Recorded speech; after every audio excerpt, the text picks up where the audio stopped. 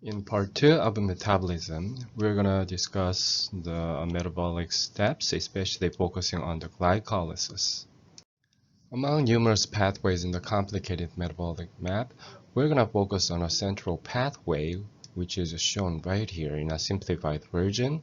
And this pathway is devoted to extraction of energy from polysaccharides, which converted to the glucose basically from the digestion, as well as it can get some energy from the proteins as well as fatty acids too. But everything happens in a multi-step process, and as a result, it accumulates such energy in easily usable form, which are ATP, as well as reduced coenzymes such as NADH and FADH2. And there are three components in this central pathway, which are the glycolysis, citric acid cycle, and it's also called as Krebs cycle, tricarboxyl acid cycle, or TCA cycle, as well as electron transport chain, which is the process for the oxidative phosphorylation. High-energy phosphate compounds are critical players in metabolic pathways, and we've already discussed such compounds in thermodynamics, but let's quickly revisit such compounds as well as their properties. So these high-energy phosphate compounds include ATP, as well as some other phosphate compounds such as phosphoenolpyruvate, 1,3-bisphosphoglycerate, as well as some thioesters that have R1s, CO2, R2 structures. And basically, they're categorized by their delta G naught prime value for their hydrolysis, more negative than minus 25 kilojoule per mole. So it's going to be basically from this ATP to everything here. And the anything, you can take the ATP as a sort of reference point, which is about minus 30 as its delta G naught prime value, close to the this minus 25 kilojoule per mole. Anything that has a lower delta G naught prime will be called or categorized as high energy phosphate compounds, as opposed to any like phosphate compounds that have higher, relatively more positive delta G naught prime value of hydrolysis will be called as low energy phosphate compounds. And basically these high energy phosphate compounds can provide phosphate group as well as release some energy upon its hydrolysis again provide this phosphate group to the ADP to synthesize ATP. So these high energy phosphate are not for long-term energy storage, but are used as a transient form of stored energy, basically to carry such energy from one enzyme system to the next, or one metabolic step to the next step.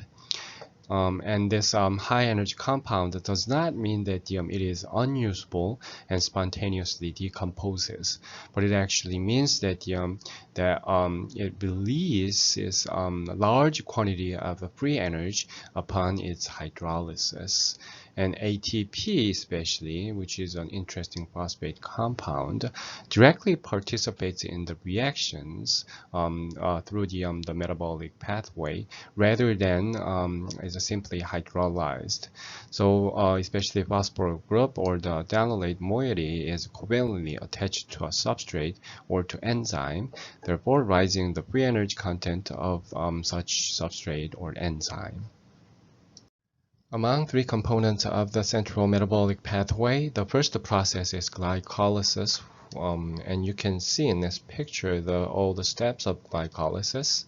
The glycolysis is central to degradation of glucose to make the pyruvate, and it occurs in the cytoplasm, meaning that all the enzymes involved in each steps in glycolysis are soluble and are not associated in the complex. And it also does not require oxygen, so it's you can guess that probably it's evolved even before the significant oxygen had accumulated in the Earth's atmosphere.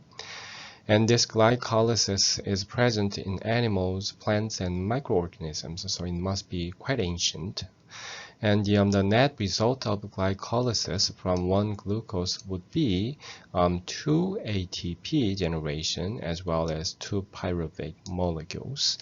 And its role is to provide the precursors for aerobic metabolism, which actually is started with the TCA cycle. And as you know, TCA cycle is exactly the same thing as the Krebs cycle or the citric acid cycle. And this TCA cycle is more efficient in terms of generating energy or energy molecules such as ATP. This glycolysis is also used as a short-term energy supply when oxygen is limiting because it doesn't consume any oxygen during this process. And there are 10 reactions or 10 steps in total, and we're going to go over these each step and what's really happening, which enzyme is involved there too. And these 10 reactions are divided into 2 stages, which consists of 5 reactions each. The stage 1, which consists of the first 5 steps, is an investment stage where it spends 2 ATP for glucose activation by phosphorylation of the glucose molecule or their metabolites. And basically, 1 molecule of glucose is converted to 2 molecules of glyceraldehyde 3-phosphate or GAP. So you can see them right here and here in this pathway. And the second stage, the stage 2, which is from step 6 to step 10, is the payoff stage where the yields 4 ATP. So 2 molecules of GAP, again the glyceraldehyde 3-phosphate, is converted into the 2 molecules of pyruvate, which structure is a CH3COCOO minus. So the net yield would be 4 ATP minus 2 ATP equals 2 molecules of ATP per glucose molecule. And this pyruvate, which is the end product of this glycolysis, may have one of the 3 fates depending on the organism, cell type, external conditions, and so on. So in aerobes, which are the animals, this pyruvate is oxidized to yield carbon dioxide and acetyl-CoA, and acetyl-CoA enters the TCA cycle for further process, basically generating more energy. In contracting muscles under anaerobic conditions, the pyruvate is reduced to lactic acid, which causes mainly causes the soreness after your exercise. And in yeast, which is grown anaerobically, the pyruvate is reduced into alcohol and carbon dioxide via acetaldehyde.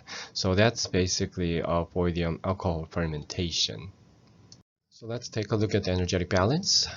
For the breakdown of glucose into lactate would be with the delta G naught value as minus 183.6 kilojoule per mole. And as a result of glycolysis, you get 2 ATP, right? So gain of 2 ATP in the coupled reaction will be 2 ADP converted into 2 ATP with the delta G naught value as 61 kilojoule per mole. So the net reaction would have the delta G naught value as minus 122.6 kilojoule per mole, which is highly exergonic.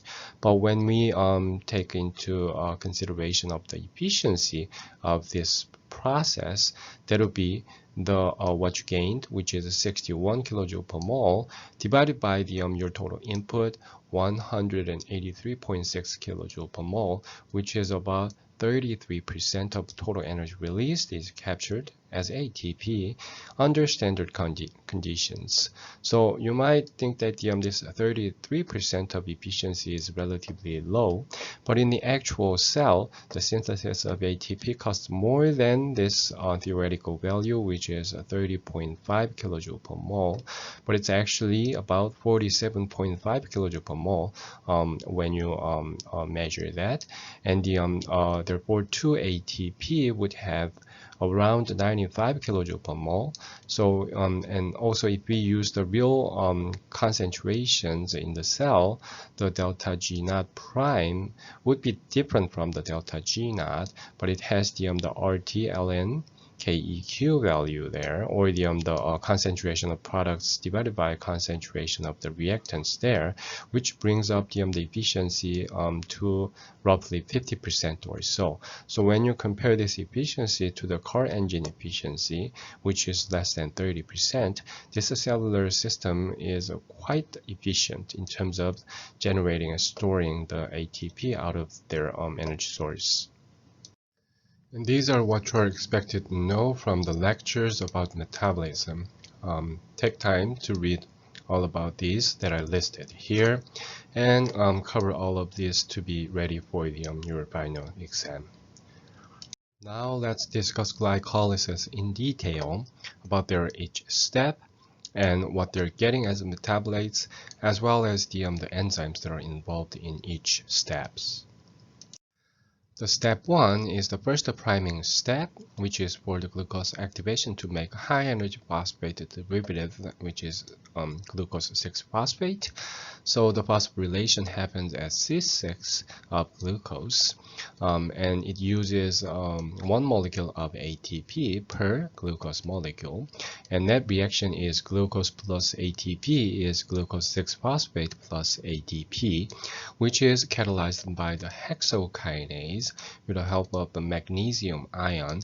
And as you can remember, the magnesium ion stabilizes the electronegativity of ATP, especially the phosphate groups, to accelerate the hydrolysis. So the energetic balance would be, first, there are two reactions for that. The first one's ATP hydrolysis to generate ADP and the inorganic phosphate with a delta G naught value as minus 30.5 kilojoule per mole. And the other reaction, the half reaction, is glucose, that is phosphorylated to generate glucose 6-phosphate, which delta G naught is 13.8. So the net reaction right here is with the delta G naught as minus 16.7 kilojoule per mole. So this is a negative value, and it's a strongly exergonic process overall, and such reaction is usually regulated. Otherwise, it can be just spontaneous and can keep going. How does the step 1 occur? When you focus on the phosphorylation of glucose, it's highly endergonic, so it shouldn't happen spontaneously. But typically, an endergonic reaction is coupled to a strongly exergonic reaction through common intermediates through the metabolic pathway. So the overall reaction will be exergonic. So in this case, glucose phosphorylation itself is endergonic, but the ATP hydrolysis to generate ADP is highly exergonic. So if you couple these two reactions together, the delta G naught value is negative, meaning that it's an exergonic overall process. So this ATP hydrolysis is driving the reaction forward. And under the normal cellular conditions, which account for the cellular concentration of ATP, ADP, and glucose, the actual delta G is actually even more negative than what is a hypothetical value that we can get from the standard conditions. So it's going to be even more exergonic. And the hexokinase that is involved in this step 1 reaction has several consequences. The first one is the phosphorylation of the glucose that keeps the glucose in the cell. So because glucose is going to be charged now with this phosphate group, this charged molecule cannot cross the membrane anymore because the membrane itself is non-polar. So it can just keep this glucose within the cell pretty efficiently without any pumping or spending energy.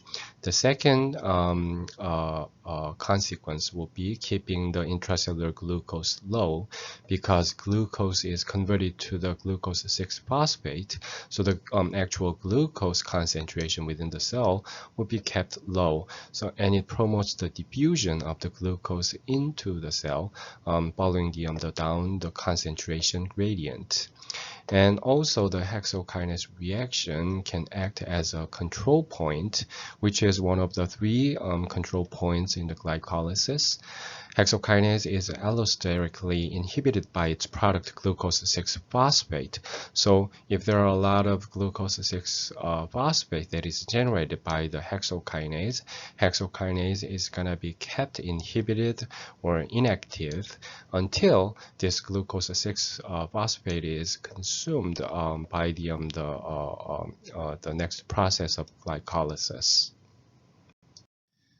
An alternative enzyme of hexokinase is glucokinase, and alternative enzymes are called as isozymes.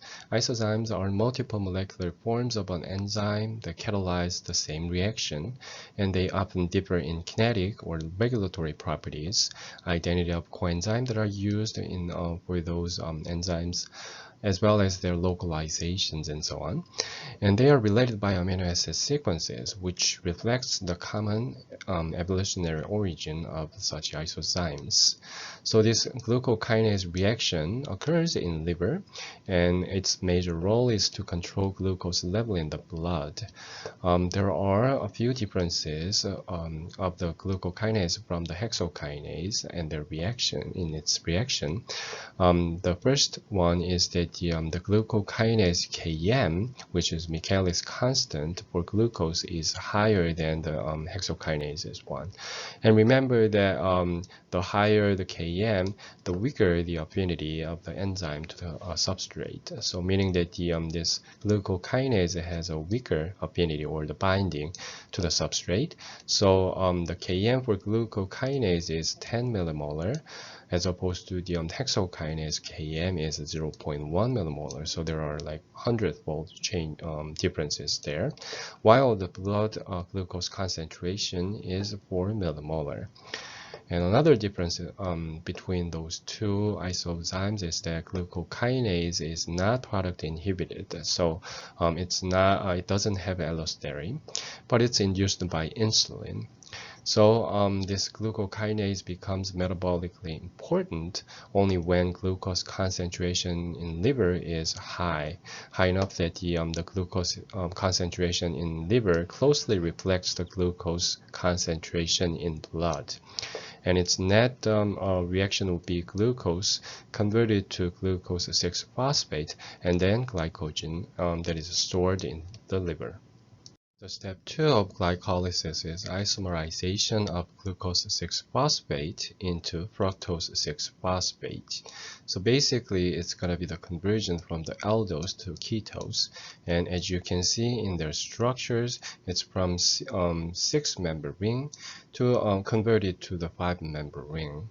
And the enzymes that catalyzes such reaction is phosphoglucose isomerase, or PGI, and this enzyme is magnesium ion dependent, and its reaction occurs via linear form of the sugar in the middle as an intermediate between these G6P and the F6P.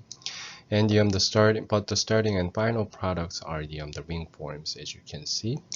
And this step 2 facilitates the subsequent phosphorylation at C1, which happens at step 3, and it also facilitates the subsequent cleavage at C3 and C4 bond, which happens at step 4. And this isomerization step has a small delta G naught value as minus 2.92 kilojoule per mole in cellular conditions, and it's near equilibrium, so it's really reversible. On step 3, there is a phosphorylation of a fructose 6-phosphate to generate the fructose 1,6-bisphosphate, which contains the 2 phosphate groups. So this step 3 is the second priming step where another ATP molecule is invested. And this reaction is catalyzed by phosphofructokinase, or PFK, with magnesium ion. And this direct reaction is also driven forward due to the coupling mechanism. So the sum reaction will be fructose 6-phosphate plus ATP to generate the fructose 1,6-bisphosphate plus ADP and hydrogen cation. So when you look at the energetic balance here, the HEP reaction, one of the HEP reaction, the ATP hydrolysis, will be this exergonic process with the delta G naught value as a negative 30.5 kilojoule per mole, but the phosphorylation of a fructose 6-phosphate is actually endergonic process. But when you couple these two happy reactions together, you get the delta G naught value as minus 14.2 kilojoule per mole. Again, this is a negative value, so it's gonna be exergonic process, which drive this reaction forward. Especially in erythrocytes, the delta G is minus 18.8 kilojoule per mole, which is slightly higher than this. There are important regulations on step 3 of glycolysis. The step 3 is essentially unidirectional, so it commits the cell to metabolizing glucose rather than converting it back to glucose or to another sugar or storing it, which are still possible after step 1. So this step 3 acts as a control point, so it works as a valve controlling the rate of glycolysis, and it works through its enzyme phosphofructokinase or PFK on step 3. This PFK is a tetramer and is regulated allosterically in 3 different ways. First one's by ATP. So with high ATP concentration, this inhibits the PFK activity. So at high ATP in the cell, there's no need to waste energy via glucose oxidation. So naturally, it'll inhibit binding the PFK and inhibits its activity. But at low ATP, PFK acts as a Michaelis-Menten enzyme and shows a sigmoidal rate and substrate concentration dependence. So there are going to be suddenly a high affinity of PFK to the metabolites and processed in this step 3 faster way. And PFK can be regulated by AMP, and it works as an allosteric activator. So when ATP is used up, so there's going to be less of ATP but more of AMP in the cell. This AMP acts as a signal of cell's need for easily usable energy supply, which is ATP. So again, allosterically activate the PFK. And the last one is by the citrate, which works as an allosteric inhibitor. So that's an intermediate of TCA cycle, which is downstream of glycolysis. But if the capacity of TCA cycle is fully saturated, that can be indicated by the buildup of the citrate pool, which is still yet not processed by this TCA cycle. Then citrate itself can tell the glycolysis to slow down. So again, allosterically inhibiting the PFK here. In other words, the TCA cycle and glycolysis are coupled through PFK regulation. On step 4, fructose 1,6-bisphosphate is broken down to 2 molecules, and this cleavage is catalyzed by the aldolase, also known as fructose 1,6-bisphosphate aldolase. And this cleavage occurs between C3 and C4 of fructose 1,6-bisphosphate, and it gets 2 triose phosphates, which are dihydroxyacetone phosphate or DHAP and glyceraldehyde 3-phosphate or GAP.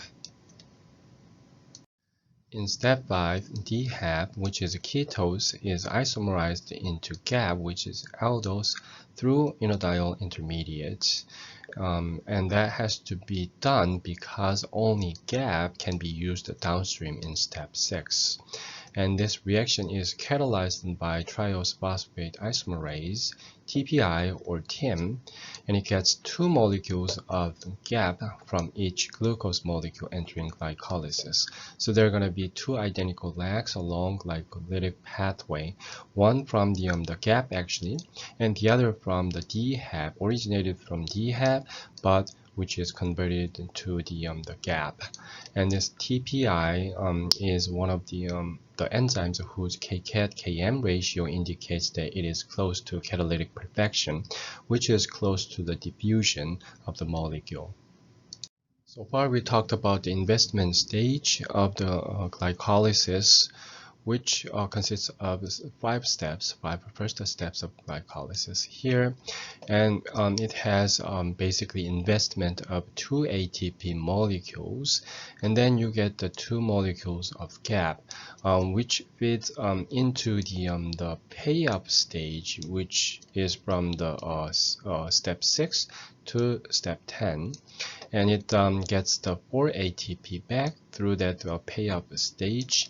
And remember that that's going to be 2 ATP along each of the 2 legs of the glycolytic pathway, because there's one from the GAP and the other from the DHAP, which was isomerized into the GAP. In step 6, GAP is oxidized into 1,3-bisphosphoglycerate, or 1,3-BPG, which is a high-energy phosphate compound, and delta G naught for its hydrolysis is about minus 50 kJ per mole, which is more than enough for ATP synthesis, which requires 30.5 kJ per mole. And this is the first reaction in glycolysis that involves oxidation reduction, or redox reaction, where the aldehyde from GAP is oxidized into carboxylic acid to form the 1,3-BPG. Here, just a quick check or the definition of the oxidation.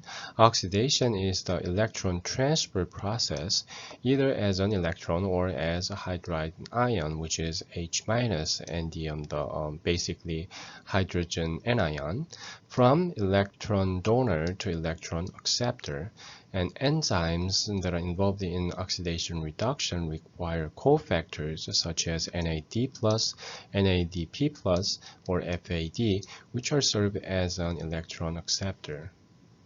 This step 6 reaction is catalyzed by the enzyme called glyceraldehyde 3-phosphate dehydrogenase, or GAPDH, which is a NAD+ dependent enzyme. And hydride ion is transferred from the aldehyde group to NAD+ to form the NADH in this reaction, and its place is taken by the phosphate to form the 1,3-BPG. And energy derived from oxidation of an aldehyde, which is highly exergonic, is used to drive the formation of the carboxylic phosphoric anhydride and the reduction of NAD+ to form the NADH here.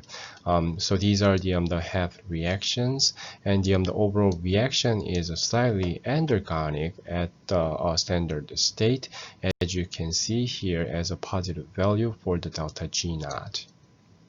Then why doesn't this endergonic process go in the forward direction?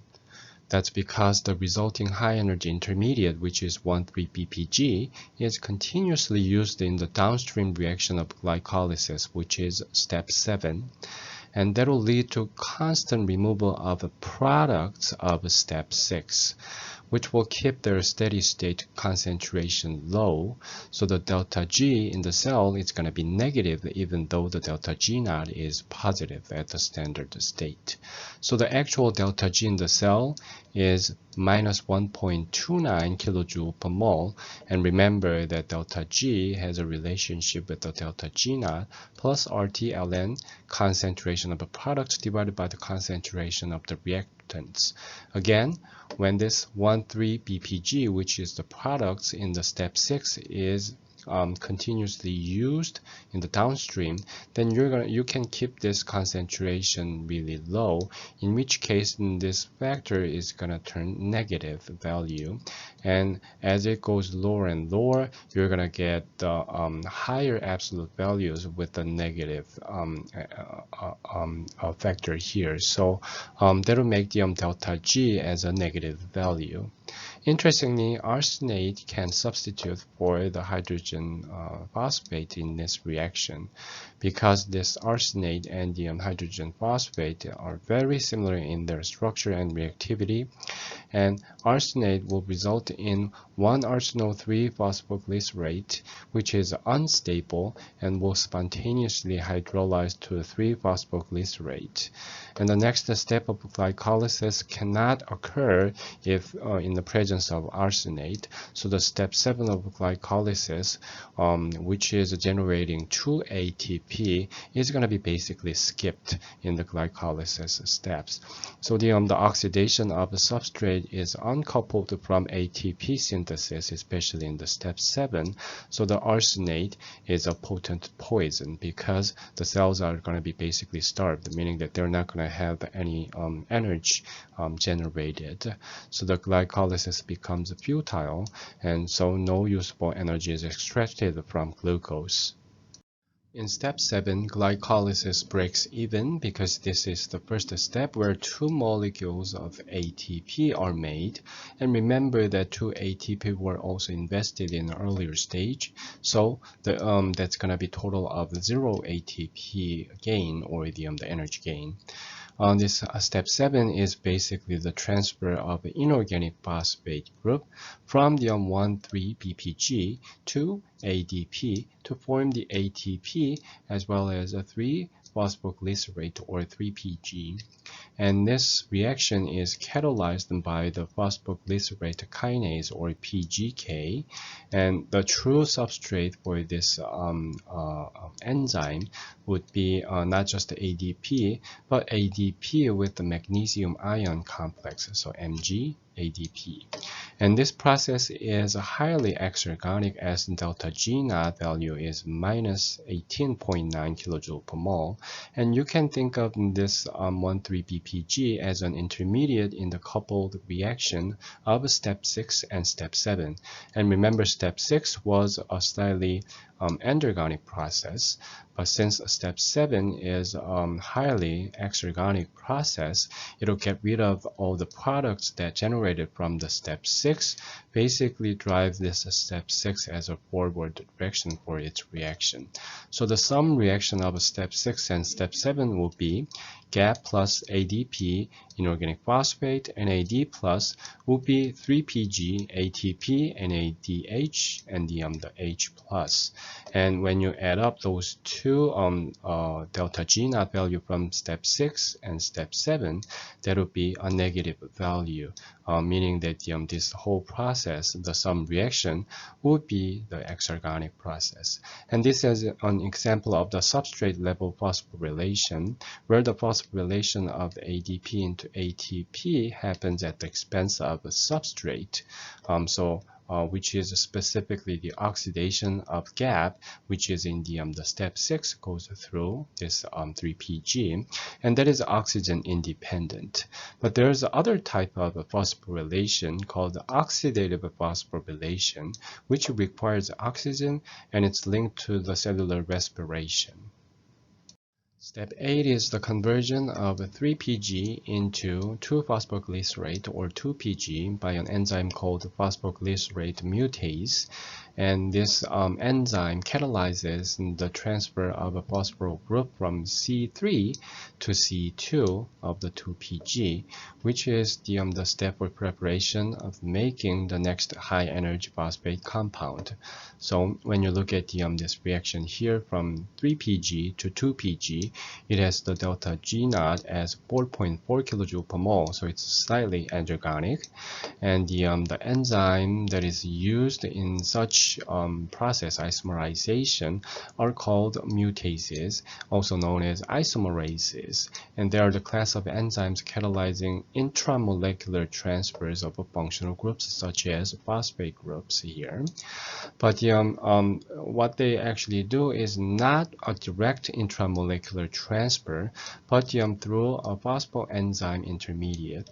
So especially the His8 residue in the pre-mutase enzyme must be phosphorylated in the phosphorylated state for this reaction to occur. So the cycle of this reaction would be the enzyme that is phosphorylated, especially on the His8 residue.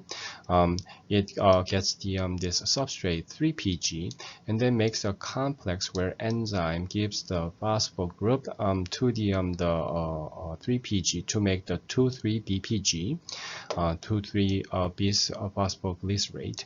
And then this enzyme will take the phosphate group from this 3 position to make the 2PG.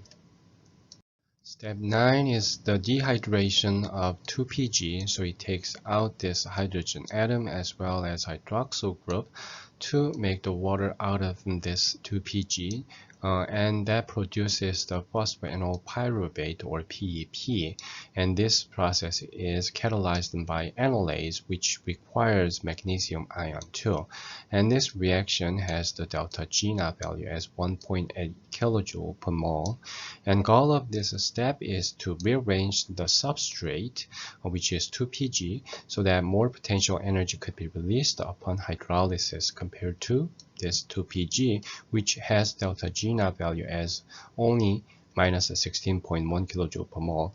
And remember, it requires at least minus 30 kilojoule per mole to generate ATP. And fluoride ion inhibits glycolysis, especially involving this step. So in the presence of inorganic phosphate, this fluoride ion forms a fluorophosphate, which forms the complex with the magnesium ion in the active site of analase and blocks the substrate binding. In step 10, the PEP is converted to pyruvate, and it's done by pyruvate kinase or PK, which catalyzes the transfer of a phosphoryl group from PEP to ADP to make the ATP as well as pyruvate. So that's going to be the second synthesis of ATP in the glycolysis. And remember, there are two legs after step 5 of this glycolytic pathway. So started from the two gap molecules. So they're going to be ended up having 2 ATP generated there. So the net reaction will be this, but when you focus on the HEP reactions, one is the PEP having with the water molecule generate the pyruvate, which is the highly exergonic process, and the other one is ADP converted to the ATP and also get the water molecule there. So if you put these HEP reactions together, the water molecule cancels out to get the PEP plus ADP converted to pyruvate and the ATP. And again, this is high enough of the exergonic process that can drive this reaction forward to generate the ATP. Again, this reaction is highly exergonic as in delta G naught value of minus 31.4 kilojoule per mole. So you can plug this value into this KEQ equation, which was derived from the delta G naught equals minus RT ln KEQ. And then you get the KEQ as 3.6 times 10 to the fifth, which is really high KEQ value. So the equilibrium will be shifted far to the right, meaning that the forward reaction is strongly favored. So such a highly negative delta G naught value is due to the conversion of enantiomer into keto form of pyruvate, which is more stable following the phosphoryl group transfer. So it will release even more energy from converting these tautomer forms. And the highly negative delta G also indicates that this step could be the excellent control point for the pathway for the glycolysis. So also there's a regulation happens using the allosterically in this step 10.